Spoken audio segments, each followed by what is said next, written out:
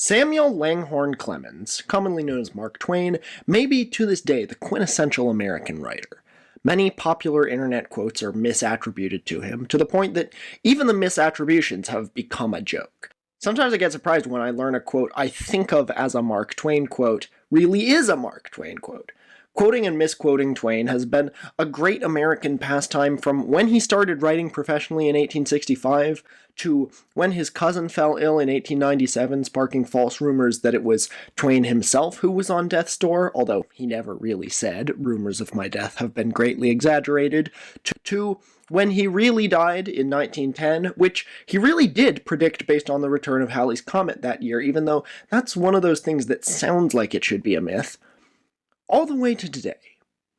To others, he was an old racist whose work is still famous for some reason. Most of those people only look at the fact that his characters used certain words rather than the context. Much of his work, while it used racist language, was doing so to parody and ridicule racists.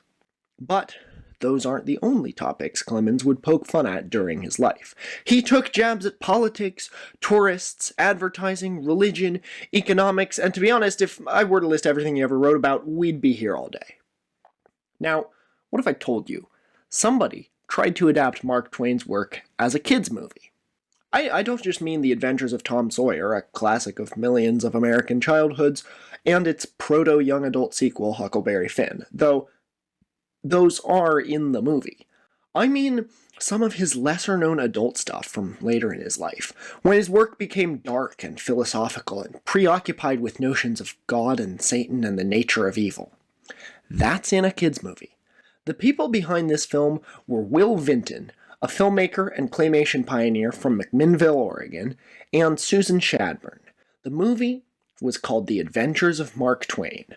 My name is Tor Huckleberry Parsons. These are my co-hosts, Becky Thatcher the Doll and Tom Sawyer the Durian, and this is Did I Get What I Paid For?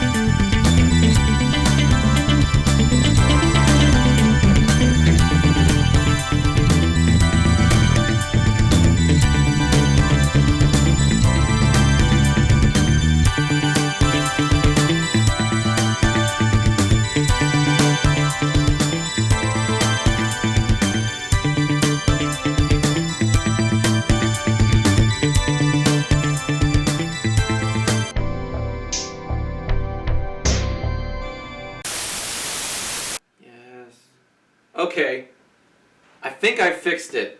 We have control of the channel again. Thanks, Matt. Nick, can you try to figure out who did that and what the hell was being transmitted? The rest of us will get started, okay? It's your birthday. What are we reviewing? That's the beauty of it. We're not reviewing anything. How do you do a review show without reviewing something? Never mind. We have a call on the line. I think it explains everything. Is that the internet's weirdest historian, Tor Parsons?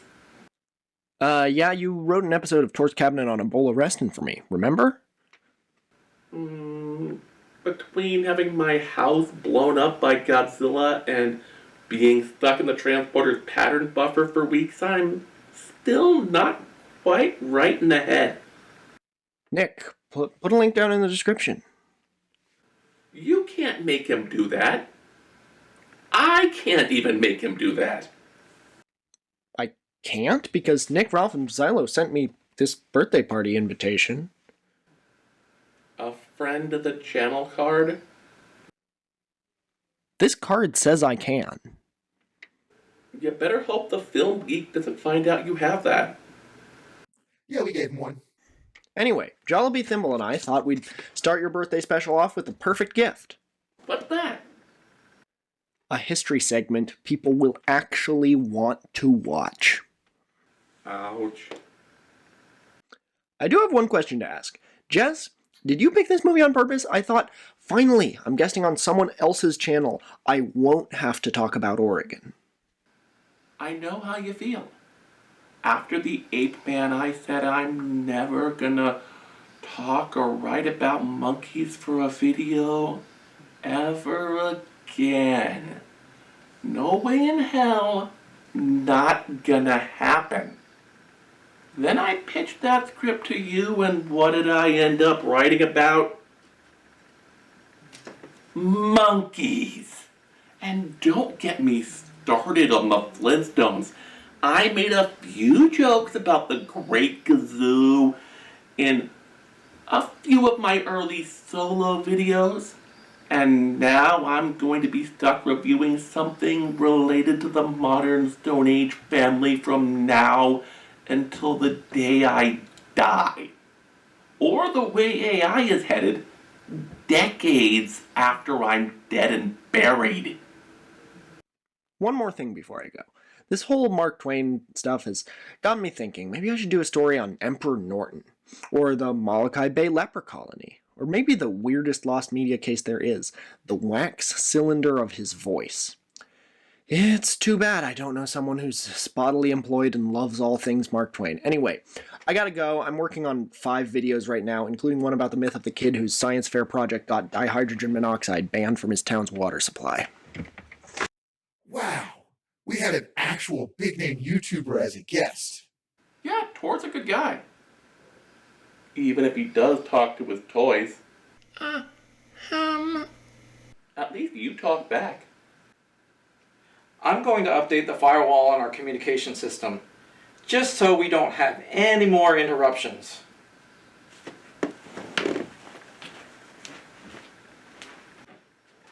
Okay, on to the adventures of Mark Twain, I guess. Our story begins with a Star Wars crawl explaining to the kids in the audience who Mark Twain was, what Halley's Comet is, and the weird connection between them both. I came in with Halley's Comet in 1835. It's coming again next year, and I expect to go out with it. Thank you, good sir. We cut to this airship in space. A book about Mark Twain is on the deck. The pages open up and the mythical village of St. Petersburg, Missouri appears. I can't help but think, what's the story, Wishbone? But we just get Tom Sawyer and Huckleberry Finn lazing about on this raft. Tom Sawyer complains how Becky Thatcher got to go on a real vacation and they're stuck there doing nothing. Huck has to bring up how Becky will probably get to see the airship and they won't. This makes Tom Sawyer want to sneak off and go see it. Lucky for them, the far-off place of St. Louis is only 50 feet away. They see Mark Twain giving one of his lectures. It's about the airship and what he plans to do with it. Becky Thatcher spots them. She asks, "What are you guys doing here?" Tom lies his ass off and says that he and Huck were invited to be inspectors on the craft. She doesn't believe them, but has no problem with them stowing away on board. The airship is no ordinary Zeppelin. It's a bit like the airship in the old Teddy Ruxpin books, crossed with the Starship Enterprise with the internal dimensions of a TARDIS.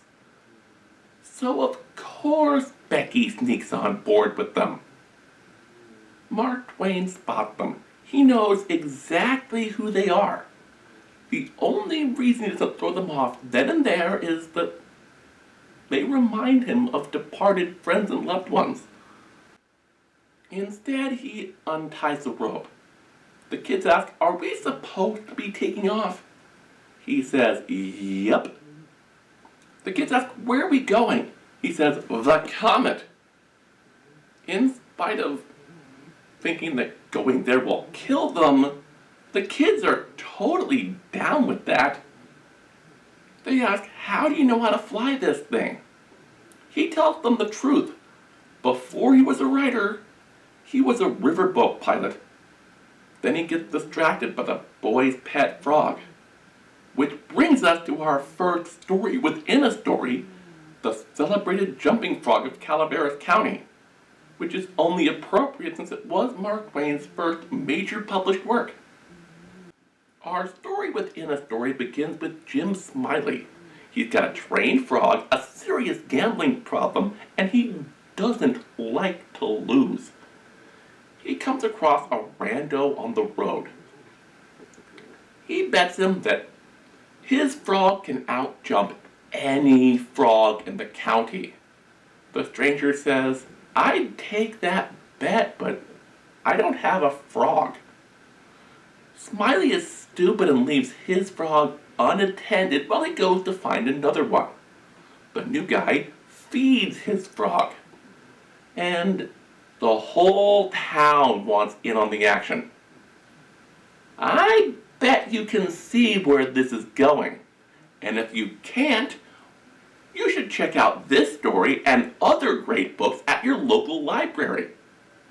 But you don't have to take my word for it. Back on the airship, Tom says that was a really dumb story. Twain says I wasn't too fond of it either. I kept trying to write something better. Tom and Huck ask, "Did you ever do it?" Twain says, "I came up with you two boys, didn't I?" Becky asked Twain, "What's so important about catching that comet?" He says he just has to. And then something about being barefoot in faith. Tom tried to convince Twain to land the airship and let Becky off. It's too much danger for a girl. There is nothing comparable to the endurance of a woman. In military life, she would tire out an army of men, either in camp or on the march. Which I think is the 19th century way of calling someone out for their sexism. So the kids decide to explore the ship. They find a portal into the works of Mark Twain. So I guess it's a holodeck version of TwainQuotes.com. Becky gets captivated by Twain's little statue of Adam and Eve. Warning, religious propaganda detected. Beep, beep, boop. That's my religious propaganda detector right there. No. This is Mark Twain. He may have begun his life as a Presbyterian, but by the end of his life, there's some debate. Some think he was a deist, others an agnostic. Some say he was what would today be considered an atheist. Others say he believed in a higher power, just one that was cruel, unjust, or possibly downright evil. He's just the sort of person you want reading Bible stories to kids, right? Only it's sort of cartoonish. Adam goes about his day on some very slapstick escapades with some animals, including a monkey. At least it's not in a public domain movie this time. These adventures end with Adam either intentionally or unintentionally going over the edge of a waterfall. But, like most YouTubers, he's lonely. He longs for a collaborator.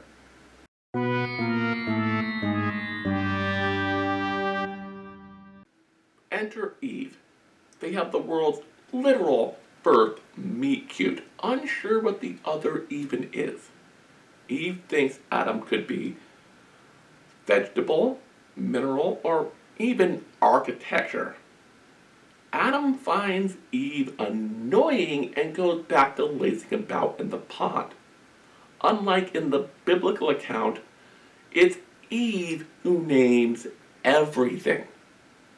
Adam is not pleased.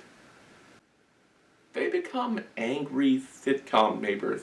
They have crazy antics like using wooden poles to cut the lawn in half. Eve complains about Adam wanting to jump off the waterfall every day. You know, typical will they, won't they tropes. Even with Adam around, Eve is still lonely, so she makes friends with all of the animals, including this guy. Yeah, you know where this is going. He introduces her to something called the scientific method. He encourages her to experiment with the no-no tree. They're told this will introduce something called death into the world. They don't know what it is, but they're curious because God won't tell them. They ask Adam if he wants to try too. He says, nah, I'm good. But they do it anyway. And God loves them so unconditionally that even after they ate from the no-no tree, he destroyed their home, cursed the soil, made them age, and only then taught them about basic concepts like cause and effect. Back on Twain's airship, the kids are caught in a storm. If they're not careful, they could get tossed into the Delta Quadrant. The boy's frog gets so scared that he jumps off. So Twain uses some Waldo to manipulate a mechanical arm to save him. Because of course his ship can do that. But doing so means he wasn't paying attention to anything else, and they almost crash into a mountain. Better hope they don't run into any Chilean soccer players up there, if you catch my drift. Ew. Twain scolds them for costing him time. Sometimes I wish I could do that. They try to find a way home with the portal machine. They see that Twain wrote books called The Adventures of Tom Sawyer and The Adventures of Huckleberry Finn and just accept it. No sense of existential dread whatsoever. I'm not sure I'd react the same way to finding out I was a fictional character. Twain sneaks up behind them. He punishes them for the frog incident by sending them into one of his darkest, most macabre and misunderstood works. The Mysterious Stranger. Oh, What? how's the script on Emperor Norton coming along?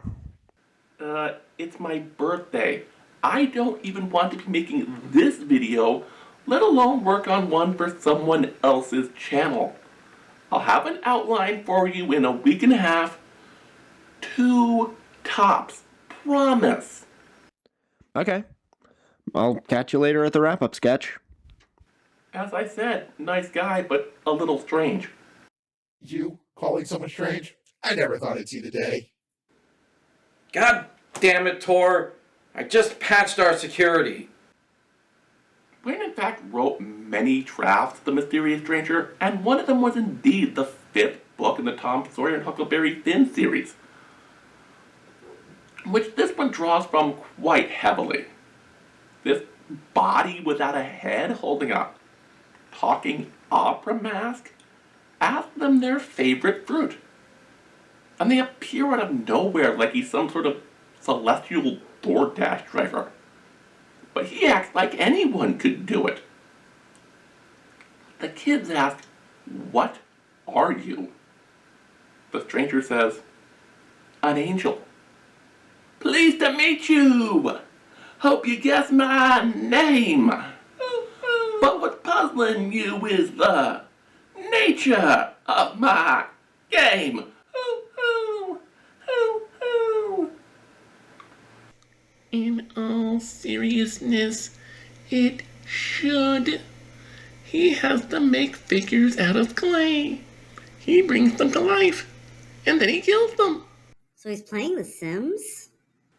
Maybe the way you play it, I try to make the most screwed up family relationships possible. One time I got the rare rejuvenator malfunction that turned Bella Goth back into a young adult. Then Mortimer died.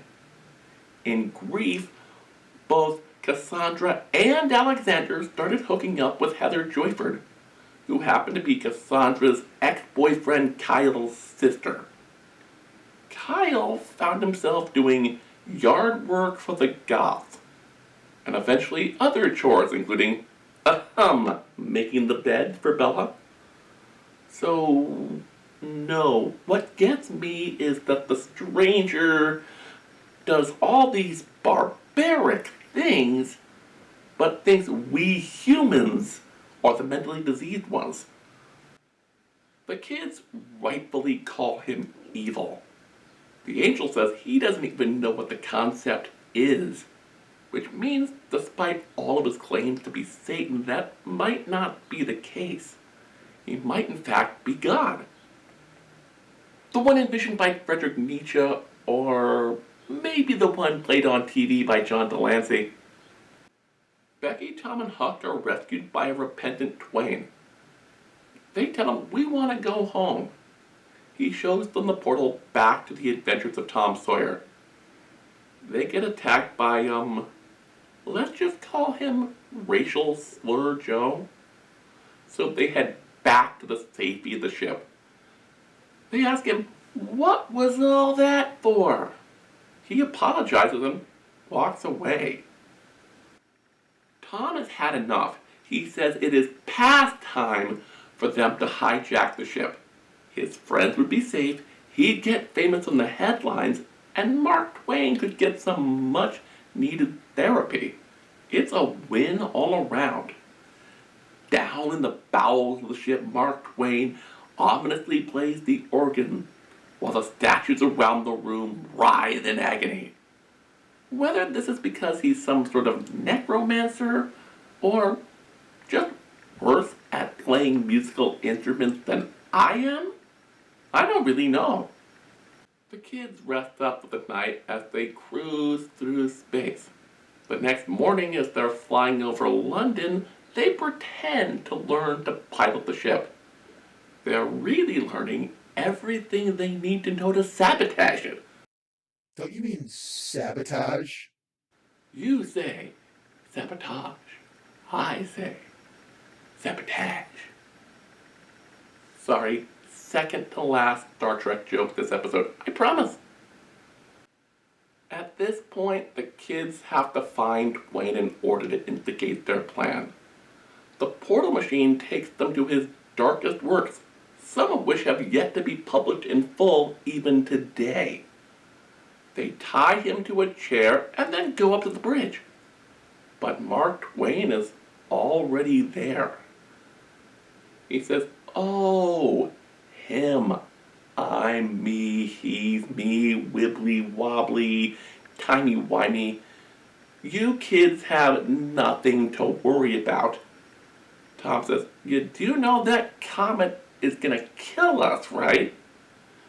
Twain says, "No, but it'll probably kill me." Becky asks, don't you worry about if you're going to heaven or hell when you die? Twain says, I have friends everywhere, so no. Then we get the story of Captain Stormfield. He's a man chasing a comet. He's died and gone to heaven. Only he doesn't find St. Peter, but rather a three-headed alien from an 80s Tang ad. He explains who he is and why he's there. They don't believe him. Once they understand what a human is, they scoff at the notion that one can make it into heaven. But they let him in anyway. Heaven is nothing like what he was expecting. No harp, no wings. Heaven looks like the sort of place you'd expect to find John Travolta on a Saturday night. An OT4 training course at Scientology's Flagland base. I think he meant where you'd expect to find John Travolta on a Saturday night back in the 70s. Much like Huck Finn, Stormfield says, all right, I'll go to hell. And he does. Or maybe it's human heaven. Whichever one has valet parking and $20 Toblerones in the fridge. Cut to Twain, who tells them this about the afterlife. A dying man couldn't make up his mind which place to go to. Both have their advantages. Heaven for the climate, hell for the company. Twain goes off to do whatever, while the kids build a gizmo to scramble the controls. They realize the comet won't come till 6 p.m. So to kill time, they ask Twain to finish the story of Adam and Eve. Adam and Eve are wandering the post-apocalyptic Earth. They're hungry. All they have to eat are apples. And here is where I have a problem with Vinton's movie, and I think Samuel Clemens would too. In the oldest versions of the Bible that we have, it doesn't say that Eve ate an apple. Clemens knew this. That's why he said, The true southern watermelon is a boon apart, and not to be mentioned with commoner things. It is the chief of this world's luxuries, king by the grace of God over all the fruits of the earth. When one has tasted it, he knows what the angels eat. It was not a southern watermelon that Eve took. We know it because she repented. That's not the point. The important thing is Adam says no, but he gets so starving that he abandons his principles, which is kind of messed up. maybe in the Bible's version, in Twain's story, Adam sacrifices a perfect, immortal life to be with her. I don't know about you, but I think that's romantic. Until Eve urges him to get a job and settle down. There's some implied woohoo, and then 9 months later, Cain. Only Adam has no idea what it is, what it's for, or how to care for it. I guess that makes him like most first-time parents. Yeah, but Adam has lost everything, but somehow he's happier.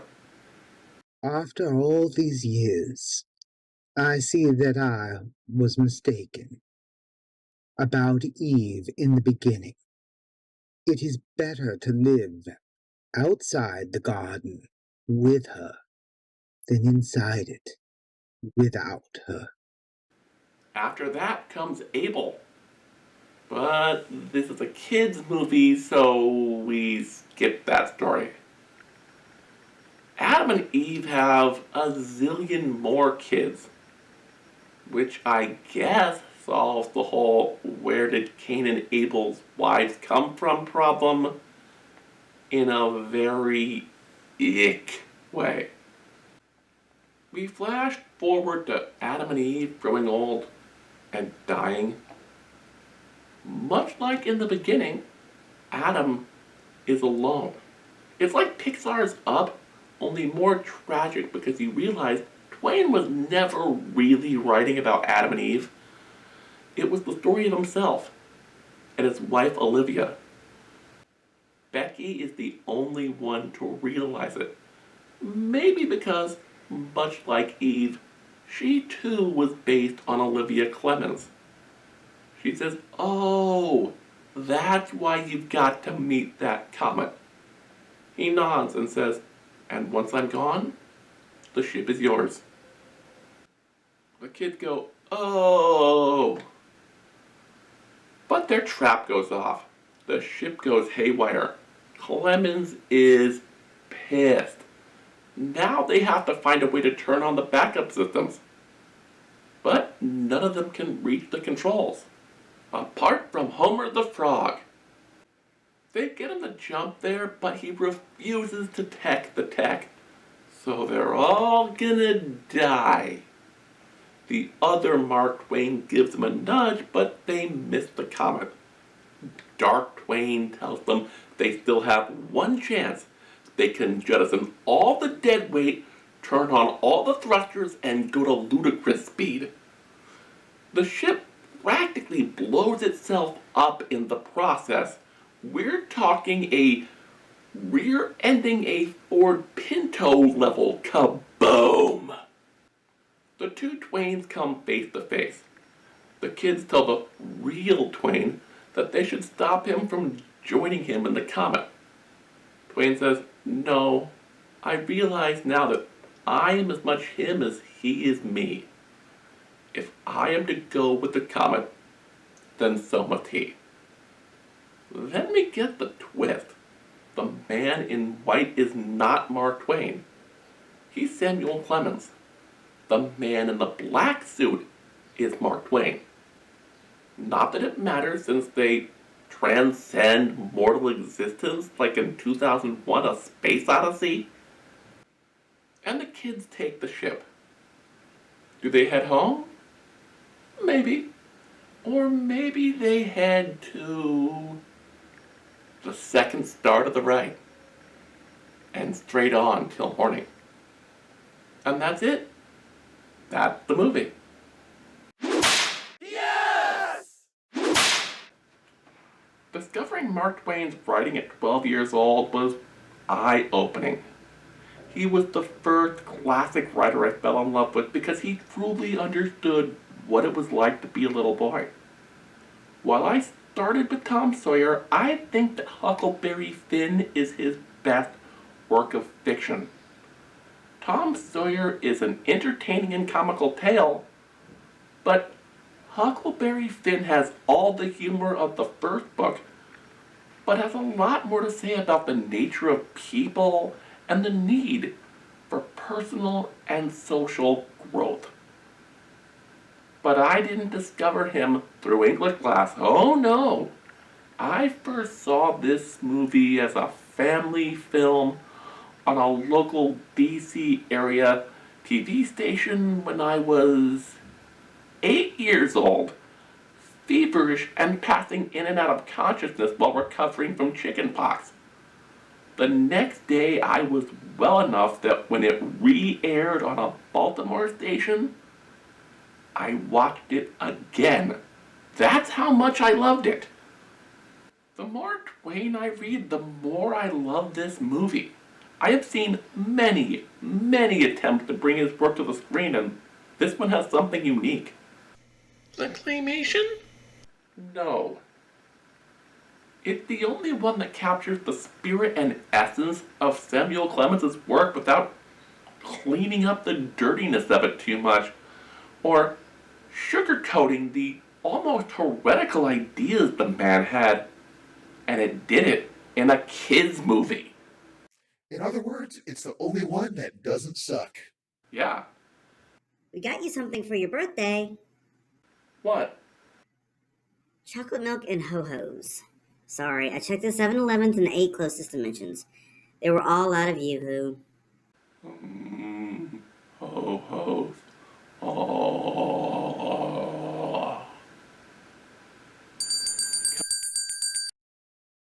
I demand everyone start singing. Happy birthday to you. You live in a zoo. You write about monkeys. Not anymore, I don't. Plus you smell like 1, 2. And many more. What is this amazing confectionery? Wait, did you just send Mark Twain a ho-ho back in 1893? Yeah, but what's he doing in San Francisco?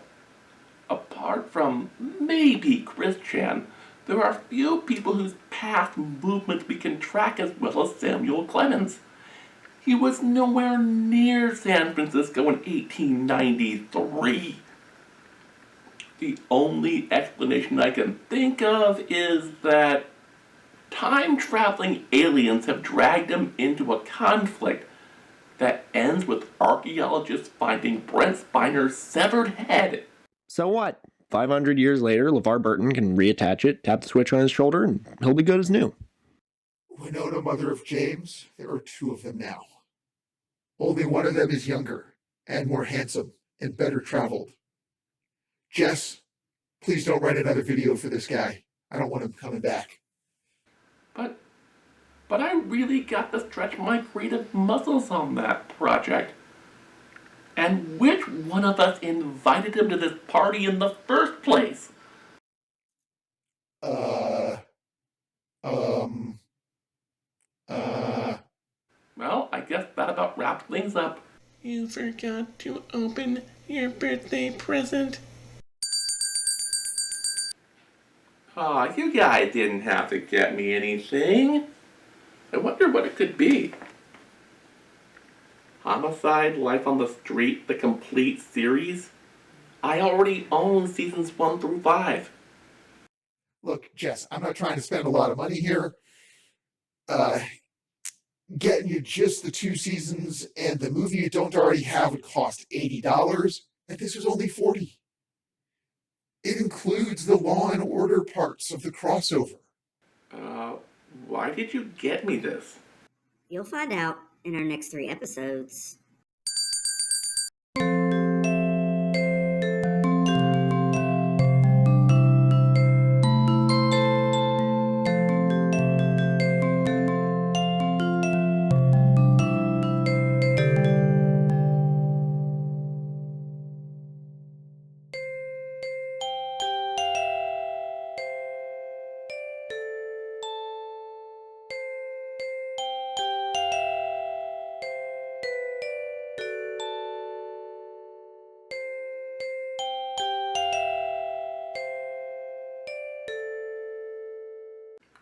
There's no way this doesn't end up on Tor's Fan Art of the Week.